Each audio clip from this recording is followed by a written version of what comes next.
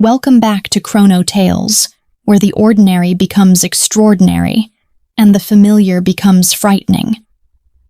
I'm your host, and tonight's story will make you reconsider everything you think you know about your neighbors. This is the disturbing tale of the poltergeist next door.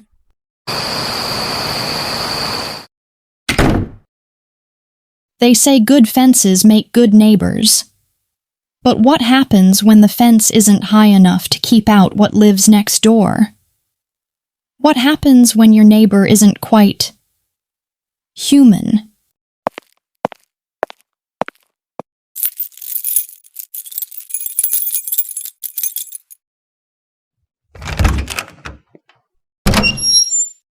Sarah Chen had always dreamed of owning her own home.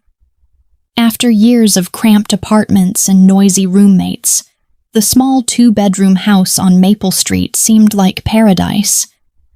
It was a quiet neighborhood in Springfield, the kind of place where people still waved from their front porches and borrowed cups of sugar from each other.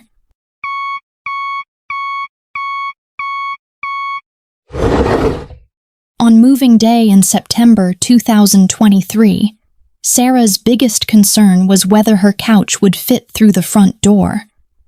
She had no idea that her life was about to become a living nightmare, courtesy of the seemingly innocent house at 47 Maple Street, the house right next door.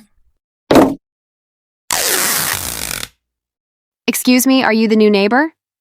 Sarah turned to see an elderly woman standing at the property line between their houses. She was thin and frail-looking, with silver hair pulled back in a tight bun, and the kind of pale blue eyes that seemed to see more than they should. I'm Eleanor Davidson from number 47. I wanted to welcome you to the neighborhood. That's so kind of you. I'm Sarah Chen. I love what you've done with your garden. Those roses are beautiful.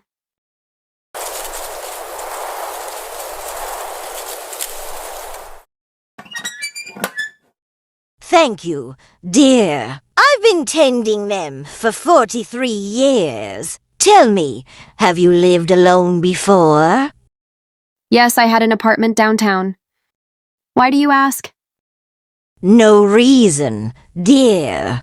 It's just houses can be lonely places. Sometimes they develop their own personalities.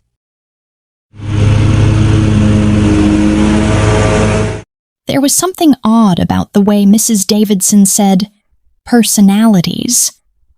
But Sarah dismissed it as the eccentricity of an elderly woman who had lived alone too long. Well, I better get back to unpacking.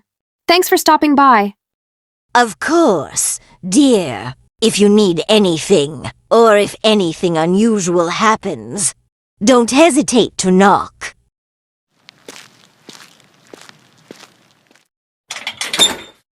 That first week was everything Sarah had hoped for. She arranged her furniture, hung pictures on the walls, and planted herbs in the small backyard garden. The house felt like home immediately, warm and welcoming after years of temporary living situations.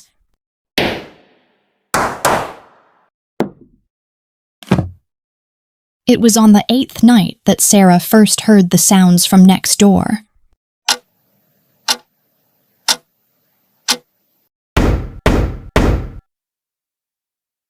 At first, she thought Mrs. Davidson might be doing some late-night home repairs. The sounds were rhythmic, bang, bang, bang, like someone hammering against a wall. But when Sarah checked her bedside clock, it was 2:17 a.m.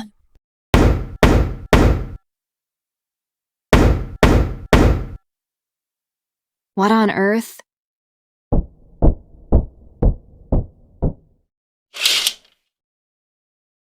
Sarah peered through her bedroom window toward Mrs. Davidson's house. Every light was off. The place looked completely peaceful. But the banging continued, seeming to come from somewhere inside the walls themselves. The silence that followed was somehow worse than the noise. Sarah waited by the window for 10 minutes, but the sounds didn't resume. She went back to bed, telling herself that old houses made strange noises.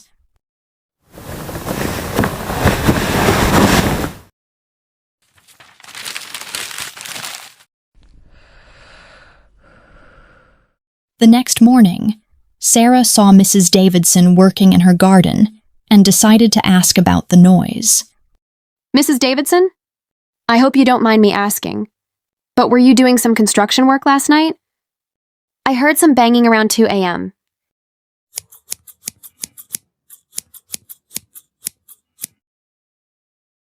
Construction work. At my age, Bono, dear. I was fast asleep by 9 o'clock. Perhaps it was the pipes.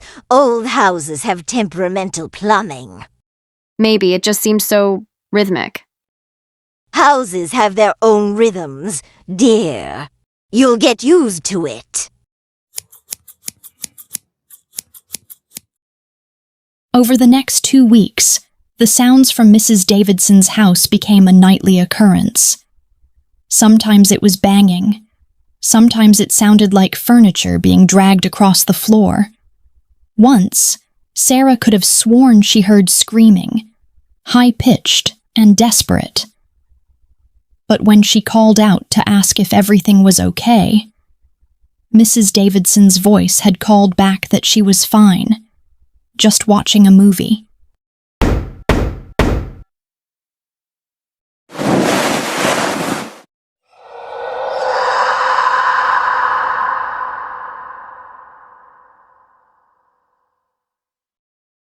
Sarah began to lose sleep. She tried earplugs, white noise machines, even sleeping pills, but nothing could block out the sounds from next door.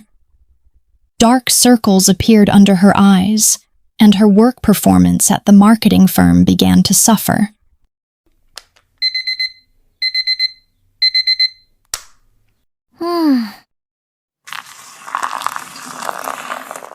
Sarah, you sound terrible. Are you getting any sleep? It's my neighbor, David. She's doing something every night. Construction, moving furniture, I don't know what. But it's driving me crazy. Have you talked to her about it? She denies everything. Says she's asleep by 9 every night.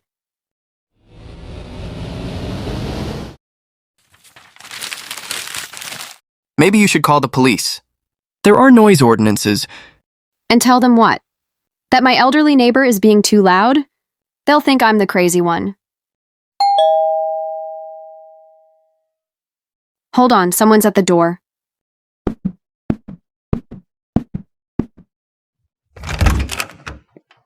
Mrs. Davidson stood on Sarah's front porch, holding a covered dish. She looked frail and harmless in the afternoon sunlight, making Sarah feel foolish for suspecting her of anything sinister. I brought you some casserole, dear. You look tired. That's very thoughtful, thank you. Are you sleeping well? New houses can take some getting used to. Actually, I've been having some trouble with noise at night. Oh, that's unfortunate. Have you considered that it might be coming from your own house? Sometimes, when we're stressed, we hear things that aren't really there. There was something unsettling about the way Mrs. Davidson looked at her, as if she knew exactly what Sarah was experiencing and found it amusing.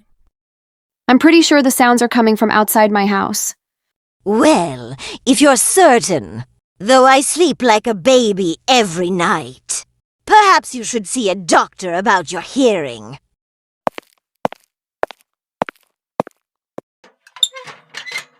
That night, the sounds were worse than ever. It started with the usual banging, but then escalated to what sounded like glass breaking, wood splintering, and voices, multiple voices, shouting in anger.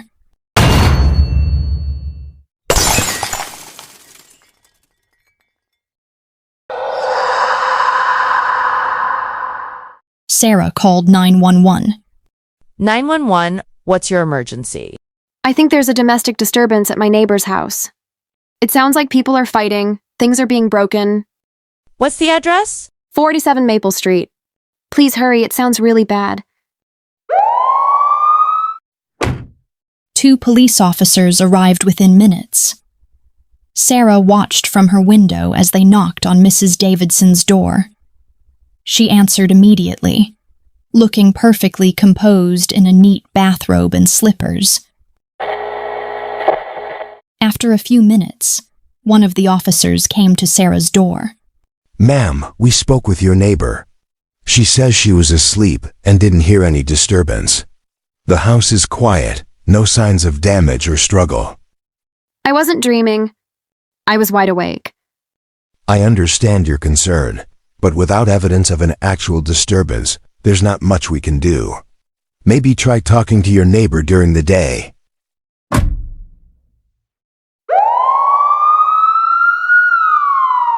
Sarah felt humiliated and confused. She had been so certain of what she'd heard, but now everyone was making her feel like she was losing her mind.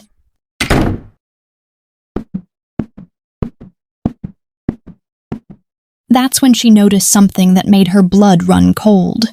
On her kitchen table, next to the casserole dish Mrs. Davidson had brought over, was a small piece of paper she hadn't seen before.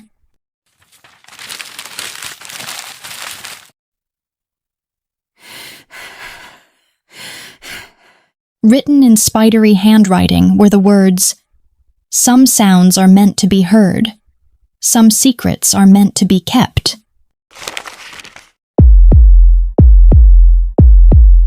Sarah spent the next day researching her house and the neighborhood. She visited the local library and searched through old newspaper archives, property records, and historical documents. What she found made her stomach turn.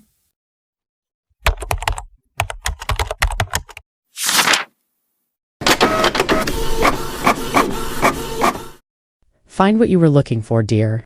Unfortunately, yes. Can you tell me more about the Maple Street incidents in the 1980s? Oh my, you're looking at the Hartwell case? Terrible business. A family of 4 just disappeared from 47 Maple Street. Never found any trace of them. What happened to the house after that? It sat empty for years. Then in 1995, an elderly woman named Eleanor Davidson moved in. She's been there ever since, quiet as a mouse. Were there any other incidents? Other disappearances? Well, there were some reports over the years, people claiming to hear sounds from the house, screaming, banging, that sort of thing. But the police never found anything unusual. Sarah drove home with a box full of photocopied articles and documents. The pattern was clear. Every few years, someone would report strange sounds from 47 Maple Street. The complaints always stopped abruptly, usually when the complainant moved away or disappeared.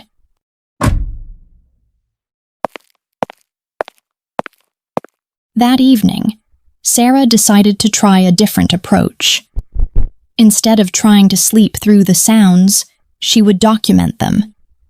She set up her phone to record audio and positioned herself by the window with a notebook.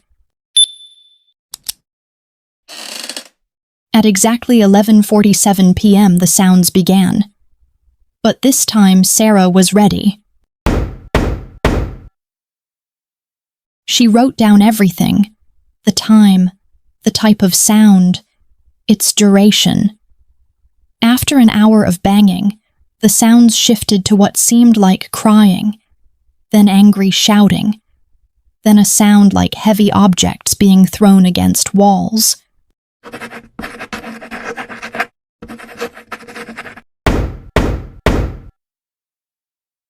But as Sarah listened more carefully, she began to notice something that chilled her to the bone. The voices weren't just random shouting. They were having conversations. Conversations with someone who wasn't answering back. Let us go. We won't tell anyone. Please, we just want to leave. Mommy, Where are you? Sarah realized she was listening to the missing Hartwell family. Somehow, impossibly, they were still in that house, trapped and begging to be freed.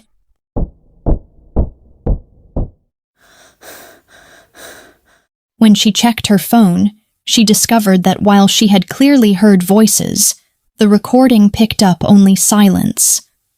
Whatever was happening next door existed beyond the reach of electronic devices.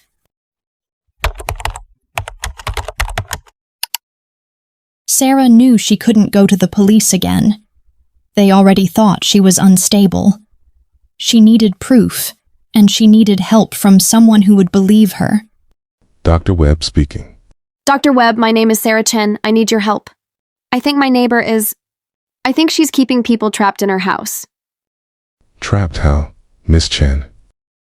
I know this sounds crazy, but I think she's keeping their spirits trapped. A family disappeared from that house in the 1980s, and I can hear them screaming for help every night. Tell me more about your neighbor. Sarah told Dr. Webb everything. The nightly sounds, the historical research, the voices pleading for freedom. To her relief, he listened without skepticism.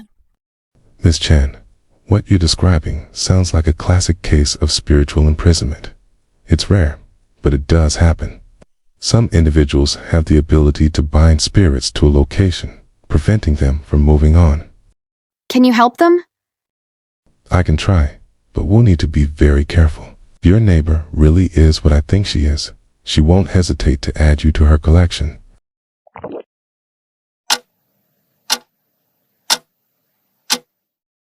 Dr. Webb arrived the next evening, carrying a bag full of equipment that looked like a cross between scientific instruments and medieval artifacts.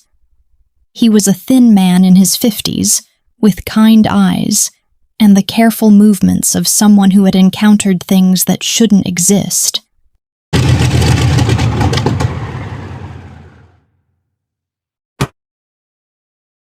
The energy readings around his house are off the charts. Your neighbor's place is practically humming with trapped spiritual energy.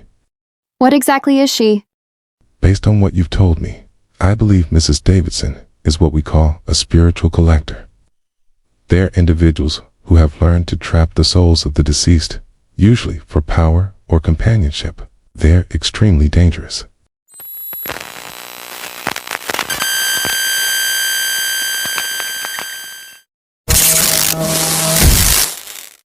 Dr. Webb set up his equipment in Sarah's living room, positioning sensors to monitor the spiritual activity next door.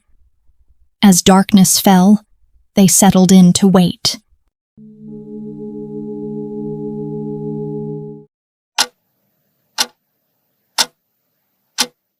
At 11:30 p.m., the readings spiked dramatically. Here we go. The spiritual energy is increasing exponentially.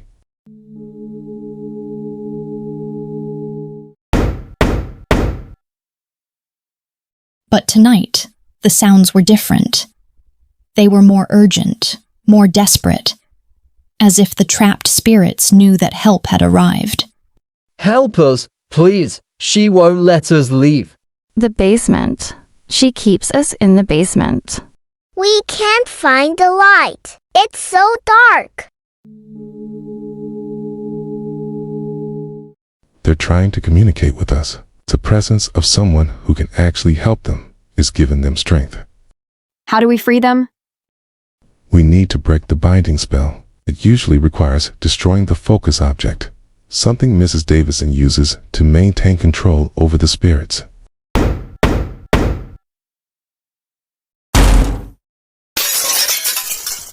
The sounds from Mrs. Davidson's house became violent.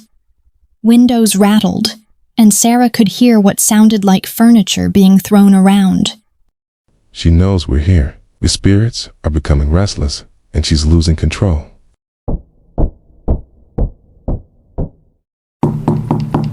Sarah, dear, are you all right?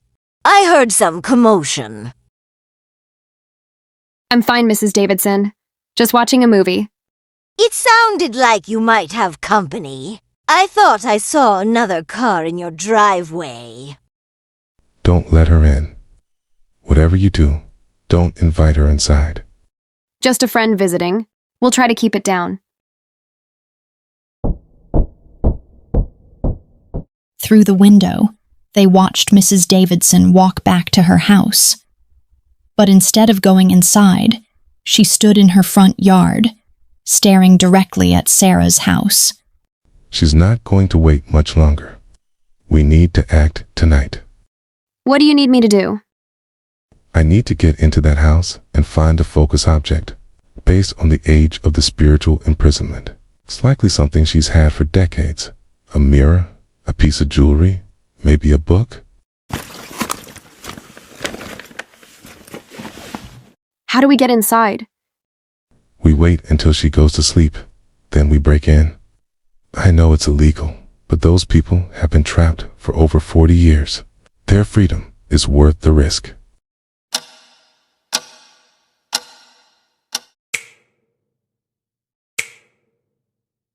At 1 a.m., the lights in Mrs. Davidson's house finally went out. Dr. Webb and Sarah waited another hour before making their move.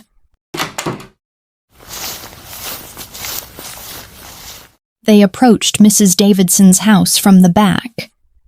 Dr. Webb carried a small bag of tools and what looked like religious artifacts.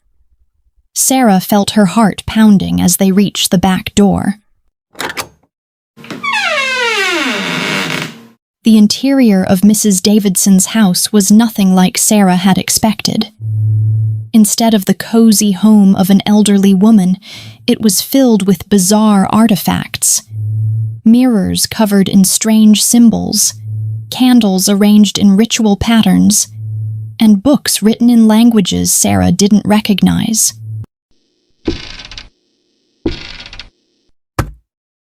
This is definitely the place. Look at these binding circles. Dr. Webb pointed to symbols carved into the wooden floor, intricate designs that seemed to pulse with malevolent energy. At the center of each circle was a photograph of a different person. Are these her victims? Some of them. She's been doing this for decades. Both froze as they heard movement from upstairs. I know you're down there. You shouldn't have come here.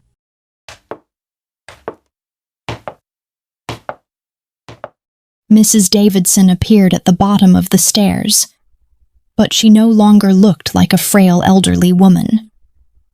Her eyes glowed with an unnatural light, and the air around her seemed to shimmer with dark energy.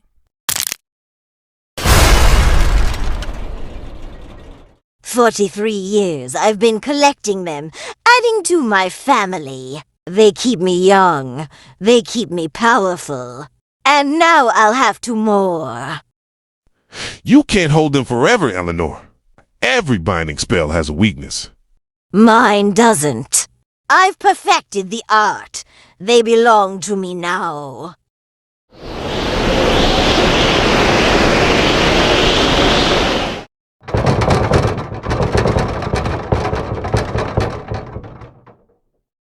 The trapped spirits began to manifest more strongly, their voices filling the house with desperate pleas for freedom. Help us. Free us. She won't let us go. Please.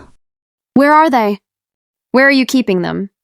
They're everywhere and nowhere, dear. Bound to this house, bound to me. They can never leave. The basement? Sarah, the focus object is in the basement.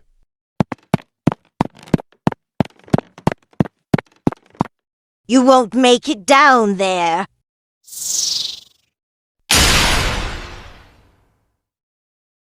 The house erupted in supernatural chaos. Books flew off shelves, windows shattered, and the temperature plummeted. Mrs. Davidson's true nature was fully revealed now. She was something ancient and hungry, feeding off the trapped souls.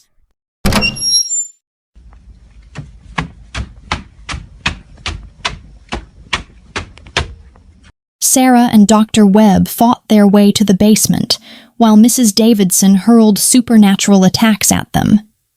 In the basement, they found the horror of her collection.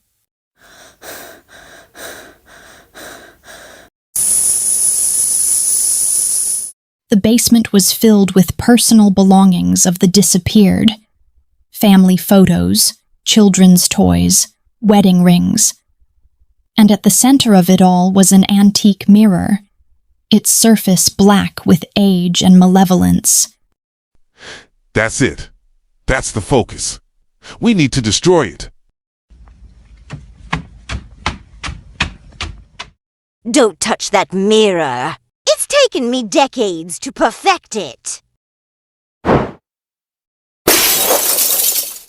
Dr. Webb brought his hammer down on the mirror's surface. The first crack released a sound like screaming wind, and the house shook as if in an earthquake.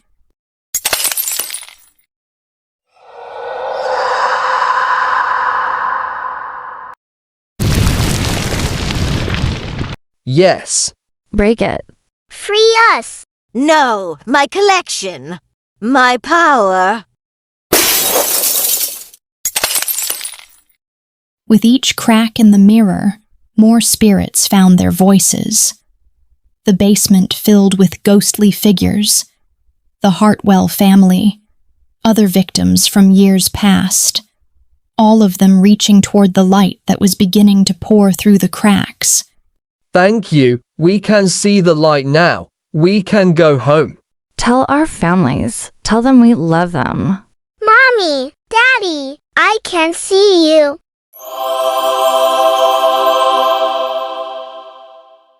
As the last piece of the mirror shattered, Mrs. Davidson let out a scream that shook the entire house.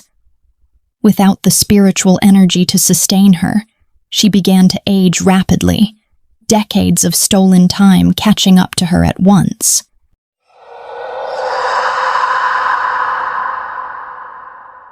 My beautiful collection. All gone. Eleanor Davidson crumbled to dust, leaving behind only her empty clothes and the memory of the evil she had perpetrated.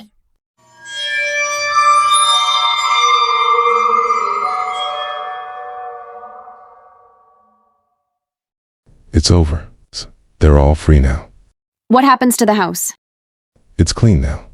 The spirits have moved on, and the binding spells are broken. It's just a house again.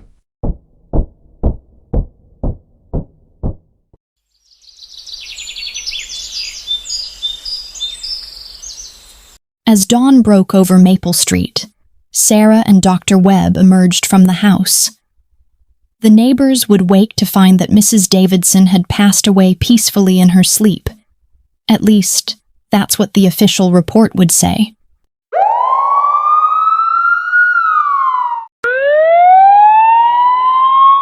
In the weeks that followed, Sarah helped the authorities contact the families of Mrs. Davidson's victims.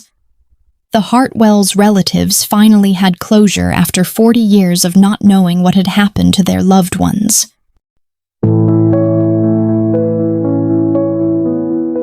The house at 47 Maple Street was eventually sold to a young family with 2 children.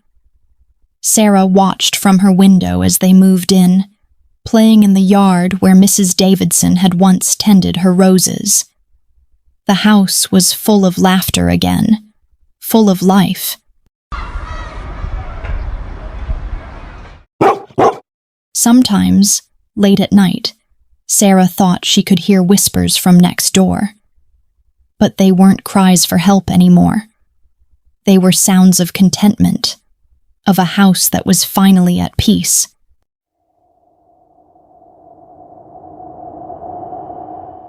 And that concludes tonight's tale from Chrono Tales.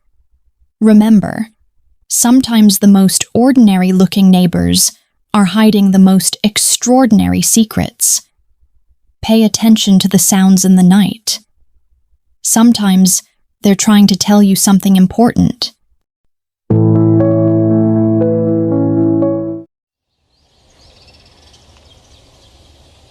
Thank you for joining me in the darkness. Until next time, listen carefully to your neighborhood. You never know who might be calling for help.